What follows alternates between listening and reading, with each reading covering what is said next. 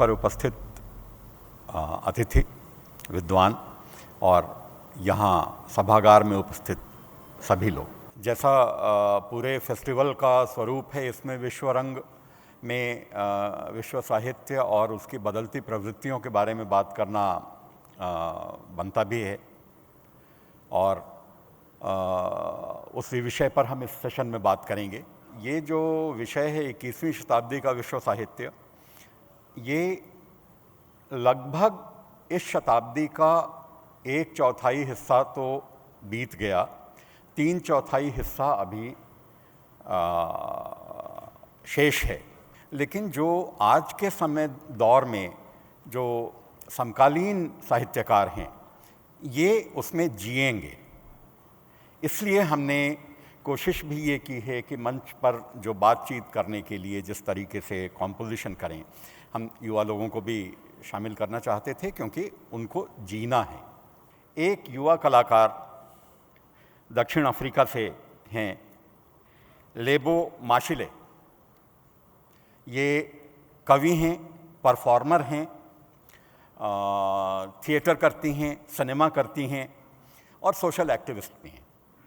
लेबो माशिले की 2 किताबें प्रकाशित हैं, तीसरी किताब पे आप काम कर रही हैं। मुझे लगता है कि ये परिचय देते हुए हम सत्र को आगे बढ़ाएंगे। Lebo, I am inviting you to speak on the subject. She is performing on the stage, she is writing poetry, and she has very clear views about the African society, the changing African society. I had long discussion with her yesterday, and we had discussion on Gandhi. They are re-evaluating Gandhi when he was in South Africa. They are re-evaluating Nelson Mandela role in the freedom struggle of Africa. So she is the right intellectual, young friend, intellectual, who can speak about the changing nature of the literature, which you see in the future by the end of the century. Welcome, Lebo.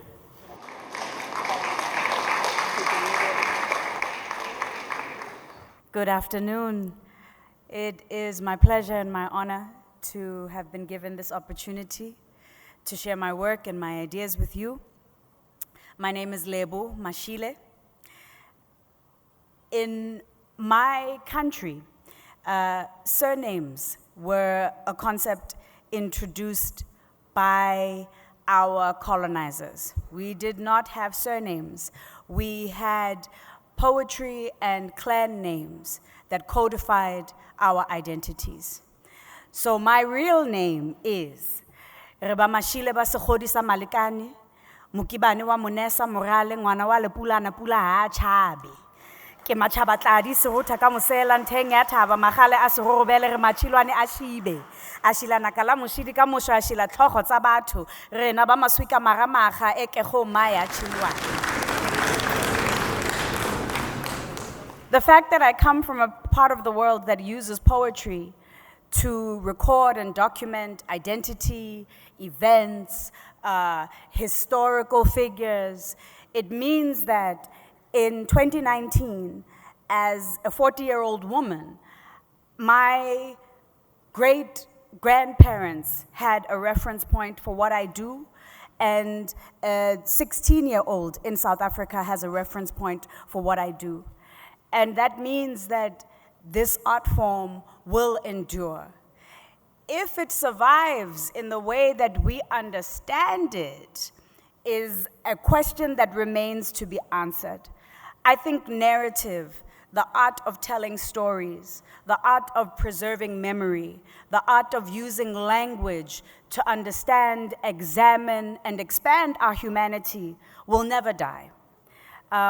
This is why this country produces such extraordinary culture.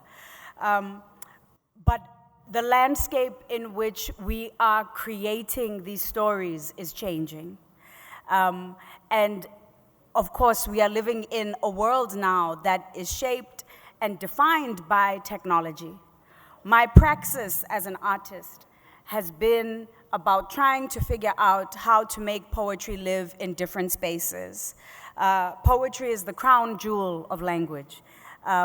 Poetry is what all language aspires to. As soon as human beings started speaking, we started making poetry. It's a human function. And before poetry was written, it was recorded in memory for the ear, for the heart, for the voice, for the breath, for the soul.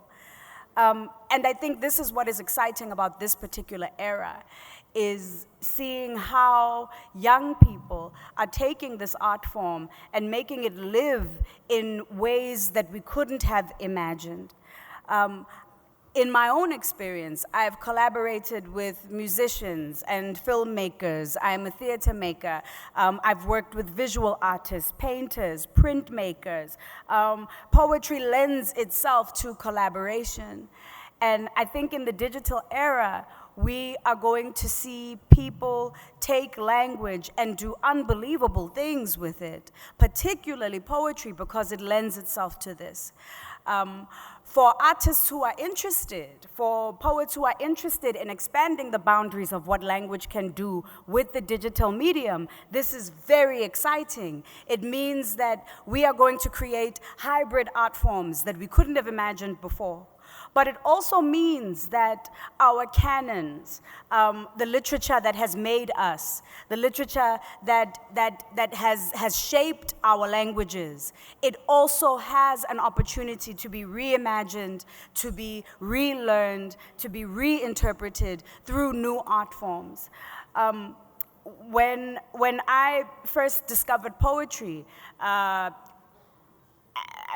think back to someone like William Shakespeare, who was sitting in the 1600s writing for largely working class people who would come to halls drunk and watch the actors of the day and the finest poet of the day critique society, critique leadership, critique religion, critique so many aspects of his society. This was pop culture, and it resonated as pop culture.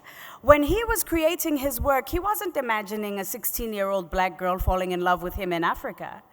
So I think this is what is exciting about what we do, is that it endures and it survives in unfathomable ways.